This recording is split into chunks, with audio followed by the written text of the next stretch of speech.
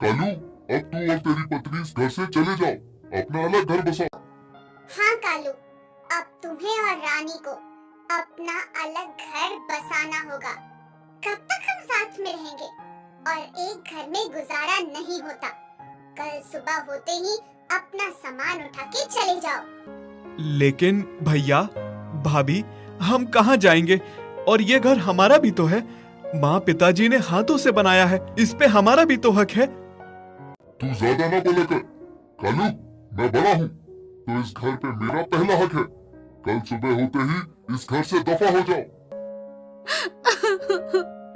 हम कहाँ जाएंगे भाई साहब? हमारे पास तो कोई जगह भी नहीं है रहने के लिए। आए हाय, बड़ी आई रोने वाली। तू क्या सोचती है? रो धो के तू इस घर को अपना बना लेगी? ऐसा कभी नहीं होगा। बहुत हो गया तुम दोनों का। कल चुपचाप यहाँ से निकल जाओ। असल बाला और कालू दोनों भाई थे। बाला और उसकी पत्नी बहुत ही चालाक और दुष्ट होते हैं। उन्होंने पिता की सारी संपत्ति और घर अपने नाम करा लिया था। कालू और उसकी पत्नी रानी को घर से निकाल देते हैं।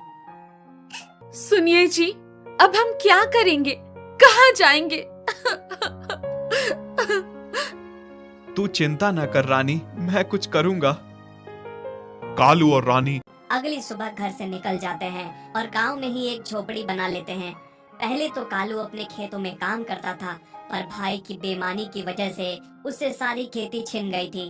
घर के खर्च के लिए अब वो जंगल से लकड़ी काटता और शहर जाकर बेचता। फिर एक दिन की बात है, दोपहर की बात थी। कालू जंगल में लकड़ी काट के बस अब खाना खाने बैठ ही रहा था कि उसके सामने एक सुंदर सी गाय खड़ी हो गई और बस एक डगर उसे देखने लगी। कालू को लगा कि शायद उसे भूख लगी है। अरे, शायद इस गाय को भूख लगी है। इसने मेरे पास रोटी देखी है, तभी मेरे सामने आके खड़ी हो गई है। कालू गाय को अपने हिस्से की सारी रोटी दे देता है और खुद भूखा ही लकड़ी काटने लगता है। जब तक वो लकड़ी काटता है, गाय उसके साथ में खड़ी रहती है और उसे देखती रहती है। और जब शाम को वो घर जाने लगता है, तो गाय भी उसके पीछे पीछे चलने लगती है। कालू हैरान था कि ये कैसे हो गया कि वो उसके पीछे पीछे ही आ रही थी। गाय, तुम मेरे पीछे क्यों आ रही हो? आखिर किसकी गाय हो तुम? ऐसे मेरे पीछे पीछे आओगी तो तुम्हारा मालिक जब तुम्हें ढूंढता हुआ आएगा और तुम्हें नहीं पाएगा तो बहुत परेशान होगा। मेरा कोई मालिक नहीं है। मैं अकेली हूँ और इस जंगल में भटक गई हूँ। मुझे कोई बाघ ना खा जाए, बहुत डर लग रहा है। तुम मुझे भले इंसान लग रहे हो। मुझे अपने साथ ले जाओ और मैं दूध देती हूँ। तुम मेरा दूध निकाल के बेचना, फिर तुम्हें लकड़ी काटने की और इतनी मेहनत करने की कोई जरूरत नहीं पड़ेगी। अब से तुम अकेली नहीं हो, चलो मेरे साथ मेरे घर, और आज से तुम्हारा नाम बुलबुल है। कालू बुलबुल को अपने साथ घर ले आता है। कालू की पत्नी बुलबुल को देख के हैरान रह जाती है। अरे, आप ये किसकी गाय घर ले आए हो? इसका नाम बुलबुल है और ये किसी की नहीं है, ये हमारी गाय है। कालू रानी को सारी बातें बताता है कि किस तरह से बुलबुल उसे जंगल में मिली। बस उस दिन से कालू की पत्नी उसकी सेवा में लग जाती है और खूब सेवा करती है। फिर जैसे ही कालू और रानी बुलबुल का दूध निकालने जाते हैं, थोड़ी देर में वो दूध सोने में बदल जाता है। ये सब देख के दोनों पति पत्नी हक्के पक्के रह जाते हैं। देखो रानी, हमारी बुलबुल चमत्कारी गाय है। हाँ जी, आप सही कह रहे हैं। शायद ऊपर वाले ने हमारी सुन ली। बस फिर क्या था, इस तरह कालू और रानी बुलबुल का दूध निकालते हैं और दूध सोने में बदल जाता है। बुलबुल ने तो मानो उसकी किस्मत ही बदल दी। कुछ ही दिनों में कालू और रानी के पास अपना बहुत बड़ा घर, खेत और पैसा आ जाता है। सभी देख के हैरान थे कि कालू ने ऐसा क्या किया जिससे उसकी किस्मत ही बदल गई। फिर ये बात उसके भाई बाला और उसकी पत्नी झुमकी तक पहुंच जाती है। ए जी, सुनते हो? कहाँ हो? हाँ बोलो, क्या हुआ? क्यों चिल्ला रही हो? चिल्लाऊं नहीं तो क्या करूं? तुम्हें कोई खबर ही नहीं रहती कि दुनिया में क्या हो रहा है। अब क्या हुआ? दुनिया के सारे कलेश तो मेरे घर में ही हैं, तो दुनिया में क्या हो रहा है कब पता लगाऊं? जल्दी बताओ क्या हुआ है। तुम्हारे भाई का कारोबार देखा तुमने? कहाँ कहां से कहां पहुंच गया है। मैं कहती हूँ आखिर ऐसा क्या किया उसने। थोड़े दिन पहले निकाला था उसे घर से और उसने ऐसा क्या किया जो आज गांव में सबसे अमीर बन गया है। ये मेहनत तो हो ही नहीं सकती। जरूर इसके पीछे कोई चमत्कार है। तुम सही कह रही हो, पर ऐसा किया क्या होगा उसने? अब हमें बताएगा भी नहीं। हमने उसे घर से जो निकाला था। तुम्हारा भाई बहुत भोला है, बातों में फंसाओगे तो फंस जाएगा। तुम सही कह रही हो। उसके घर चल के उससे बात करते हैं और फिर अपनी बातों में फंसा के उससे उगलवा लेंगे सारी सच्चाई। शाम को झुमकी और बाला कालू के घर जाते हैं। उसे बातों में फंसा के वो उससे सच जानना चाहते थे। कालू कुछ हद तक उनकी बातों में फंस जाता है और उन्हें जैसे ही बताने वाला होता है कि वो भाई, मेरी इस तरक्की के पीछे मेरी गायें। जैसे ही कालू बताने वाला होता है, रानी उसे रोक लेती है। अरे भाई साहब, हमारी इस तरक्की के पीछे बस हमारी मेहनत है और कुछ नहीं। आप भी मेहनत करोगे तो बहुत कमाओगे। बाला और झुमकी के जाने के बाद कालू रानी को बोलता है कि तूने मुझे बताने से क्यों रोका? ये आप क्या कह रहे थे? आप नहीं जानते उन्होंने हमारे साथ क्या किया है? अगर वो जान जाते हमारी तरक्की का राज हमारी बुलबुल है तो वो किसी भी हाल में बुलबुल को हमसे छीन लेते। हमें ये बात भाई भाभी को तो क्या, किसी को भी पता नहीं चलने देना है। तुम ठीक कह रही हो। उधर बाला और झुमकी परेशान थे कि उन्हें कालू की अमीरी का राज पता चल सके। ए जी सुनो, कालू कुछ गाय के बारे में बता रहा था, लेकिन रानी ने बात को बीच में काट दिया। पता नहीं क्यों मुझे सारी बात उस गाय से जुड़ी हुई लगती है। अच्छा, अगर ऐसी बात है तो मैं आज रात को ही पता लगा लूंगा। बाला रात के समय कालू की गौशाला में घुस जाता है और चुपके से देखने लगता है। जैसे ही कालू और रानी दूध निकालने आते हैं और दूध सोने में बदलता देख बाला की आंखें फटी की फटी रह जाती हैं। फिर घर आके वो सारी बातें झुमकी को बताता है। हाय राम, ये क्या कह रहे हैं आप? क्या सच में आप ये सब देख के आए हैं? हाँ झुमकी, जैसे तुम्हें अपने कानों पे यकीन नहीं हो रहा, ठीक वैसे ही मुझे वो सब देख के अपनी आंखों पे यकीन नहीं हो रहा था। झुमकी और बाला कालू और रानी से वो गाय छीनने की तरकीब बनाते हैं। वो सोचते हैं कि गाय चुरा कर तो हम यहाँ रख नहीं सकते कालू और रानी के सामने, लेकिन गाय चुरा कर अच्छे दामों पर बेच तो सकते हैं ना। आज रात को हम गाय चुराकर मालगाड़ी में ले जाकर दूसरे गांव के सेठ को बेच आएंगे। रात को बाला और झुमकी कालू की गौशाला में पहले से ही छुप जाते हैं। जैसे ही कालू और रानी बुलबुल से सोने का दूध निकाल के ले जाते हैं, रात को मौका पाते ही बाला और झुमकी बुलबुल को चुरा कर ले जाते हैं। पर बुलबुल को चुराते हुए पड़ोसी देख लेते हैं। फिर अगले दिन सुबह सुबह जैसे ही कालू बुलबुल को चारा देने आता है, वो बुलबुल को नहीं पाता। हाय राम, मैं तो लुट गया। रानी भागती हुई आती है। क्या हुआ जी, आप क्यों रो रहे हैं? रानी, हमारी बुलबुल को कोई चुरा के ले गया, हम बर्बाद हो गए। ऐसा कैसे हो सकता है? कौन ऐसा कर सकता है? हमारी बुलबुल को कौन हमसे छीन सकता है? तभी कालू का वही पड़ोसी आ जाता है जिसने रात को बाला और झुमकी को बुलबुल को चुराते हुए देखा था। कालू भाई, मुझे तुम्हें कुछ बताना है। रात को मैं जब बाहर टहल रहा था, तभी मैंने देखा आपका बड़ा भाई और भाभी आपकी गाय को चुरा के ले जा रहे थे।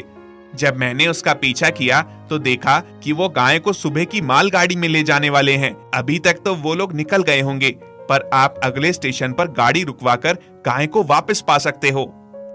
देखा, मैंने कहा था ना, भैया और भाभी कभी नहीं चाहेंगे हमें।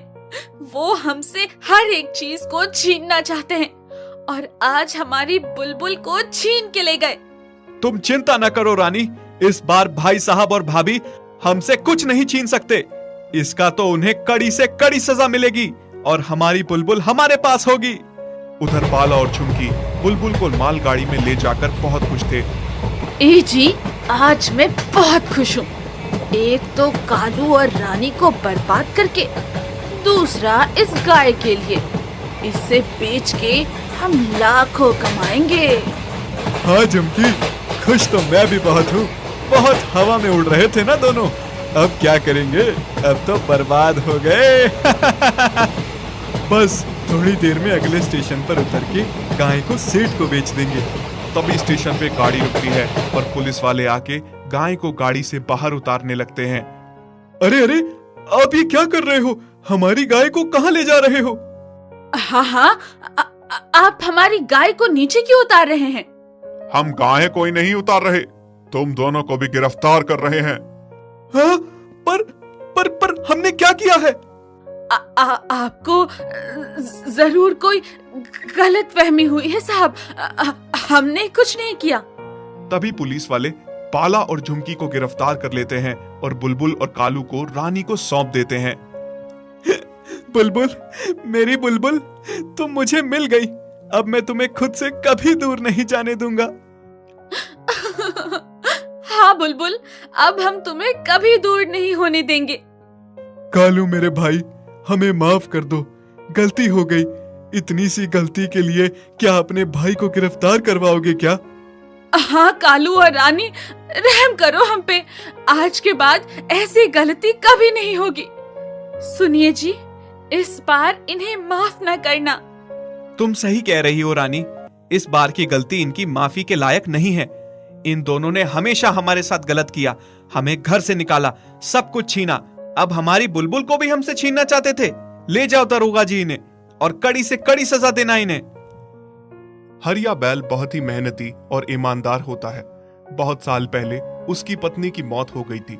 उसने अकेले ही 3 बच्चों को पाल पोस के बड़ा किया था। उसकी एक बेटी और 2 बेटे रमन और चमन थे। बेटे बहुत ही बदमाश थे, अच्छे खासे जवान थे, पर फिर भी कोई काम नहीं करते थे। बाप जो कमा के लाता उसे ही खाते और जुए में उड़ा देते। लेकिन हरिया की बेटी चांदनी ऐसी नहीं थी। वो बहुत ही समझदार थी। माँ की मृत्यु के बाद अपने पिता का अच्छे से ख्याल रखती थी। हाय, आज तो बहुत थक गया हूं मैं। अब शरीर में इतनी ताकत भी कहाँ बची है पहले जैसी। बाबा, आप कितना थक जाते हैं ना, फिर भी हार नहीं मानते। इतना काम क्यों करते हैं बाबा आप?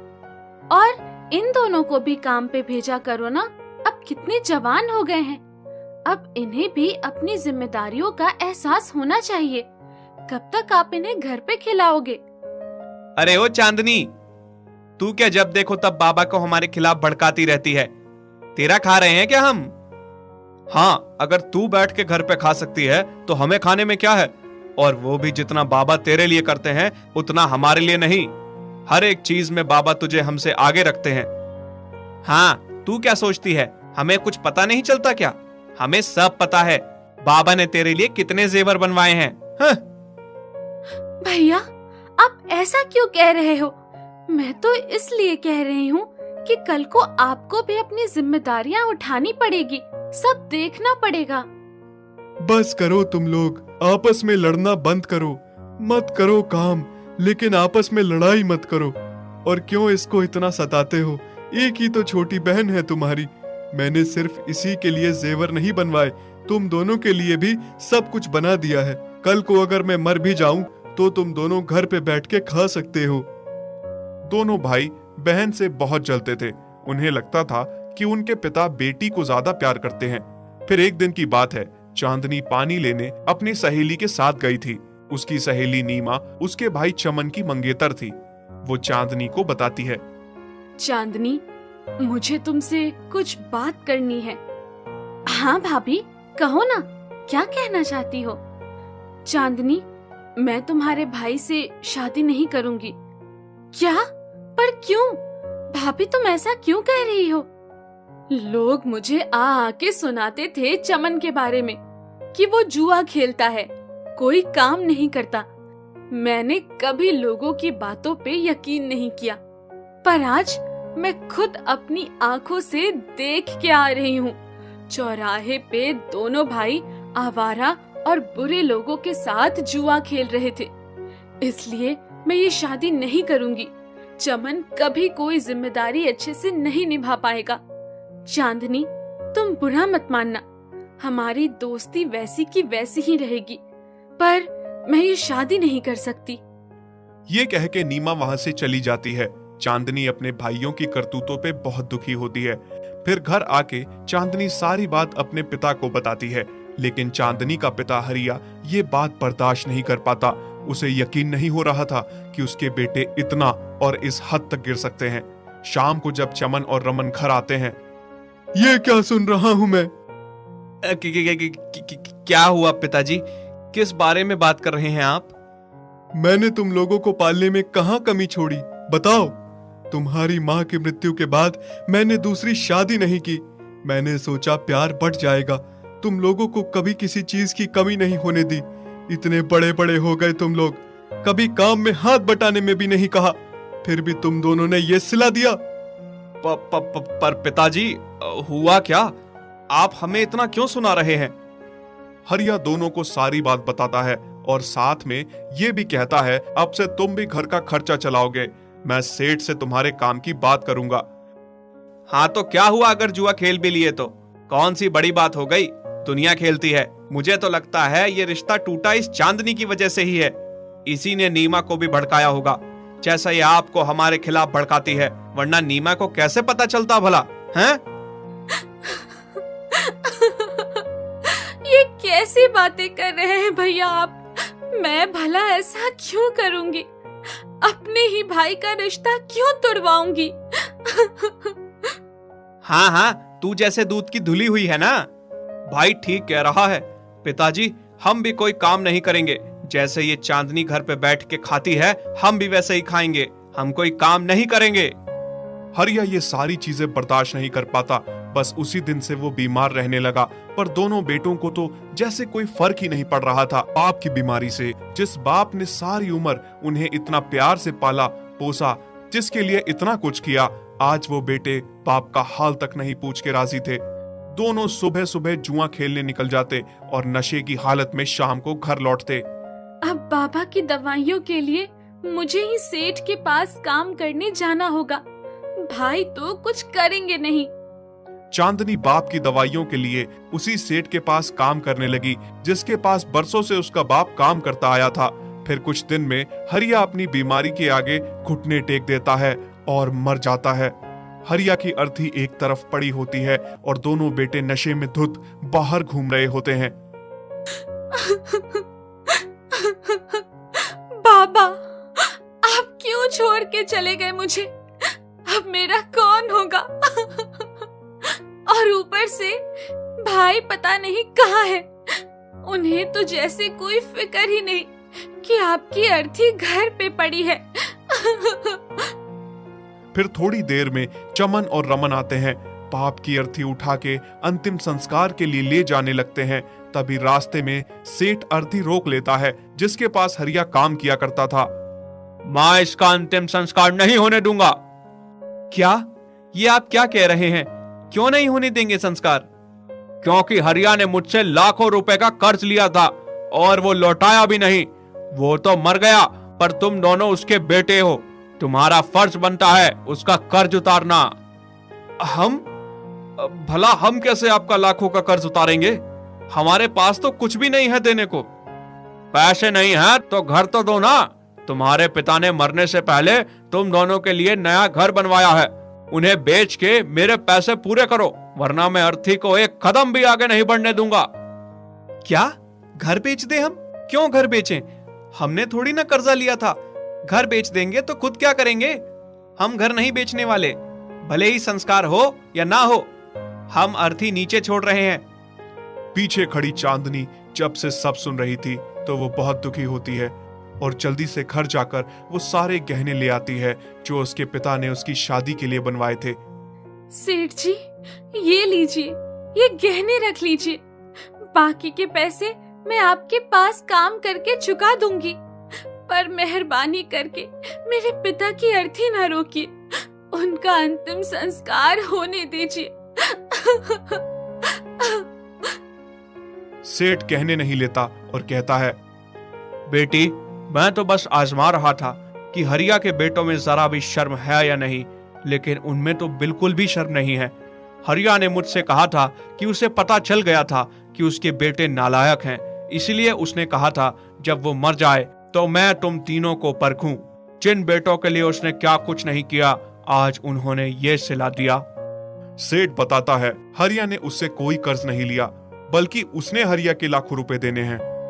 और इन लाखों रुपयों के हकदार चांदनी बेटा तुम ही हो, ये दोनों नहीं। क्या? ऐसा कैसे हो सकता है?